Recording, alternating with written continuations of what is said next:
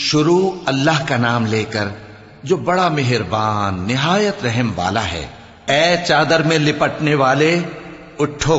اب خبردار کرنے لگو اور اپنے پروردگار کی بڑائی بیان کرو اور اپنے کپڑے پاک رکھو اور شرک کی گندگی سے تو الگ ہی رہو، اور اس نیت سے احسان نہ کرو کہ اس سے زیادہ کے خواہاں ہو، اور اپنے پروردگار کی خاطر صبر کرتے رہو۔ پھر جب سور پھونکا جائے گا تو وہ دن مشکل کا دن ہوگا، یعنی کافروں پر آسان نہ ہوگا۔ مجھے اس شخص سے سمجھ لینے دو جس کو میں نے اکیلا پیدا کیا اور میں نے اس کو بہت سا مال دیا اور ہر وقت حاضر رہنے والے بیٹے دیے اور اس کو ہر طرح کے سامان میں وسعت دی،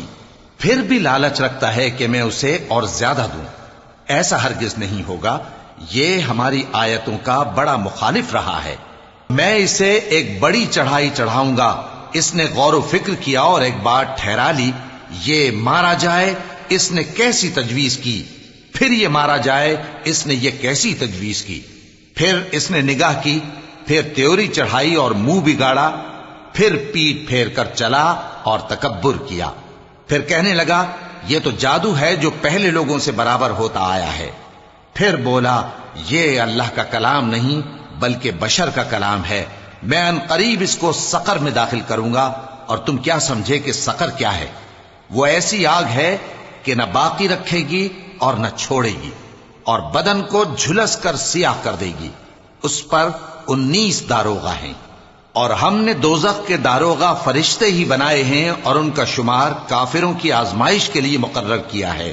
اس لیے کہ اہل کتاب یقین کریں اور مومنوں کا ایمان اور زیادہ ہو، اور اہل کتاب اور مومن شک نہ لائیں، اور اس لیے کہ جن لوگوں کے دلوں میں نفاق کا روگ ہے اور جو کافر ہیں کہیں کہ اس مثال کے بیان کرنے سے اللہ کا مقصود کیا ہے۔ اسی طرح اللہ جس کو چاہتا ہے گمراہ رہنے دیتا ہے اور جس کو چاہتا ہے ہدایت دیتا ہے، اور تمہارے پروردگار کے لشکروں کو اس کے سوا کوئی نہیں جانتا، اور یہ قرآن تو بنی آدم کے لیے نصیحت ہے۔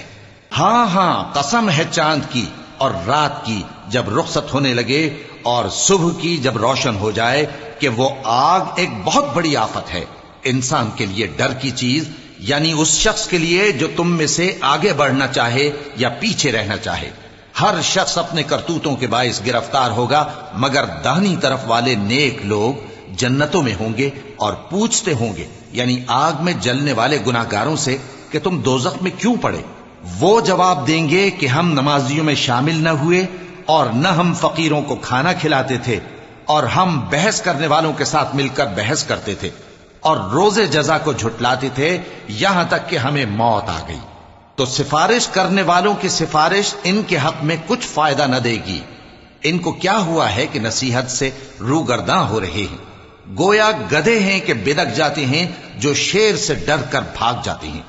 اصل یہ ہے کہ ان میں سے ہر شخص یہ چاہتا ہے کہ اس کے پاس کھلی ہوئی کتاب آئے،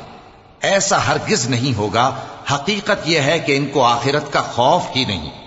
کچھ شک نہیں کہ یہ قرآن نصیحت ہے، تو جو چاہے اسے یاد رکھے، اور یاد بھی تبھی رکھیں گے جب اللہ چاہے۔ وہی اس لائق ہے کہ اس سے ڈرا جائے، اور وہی معاف کرنے والا ہے۔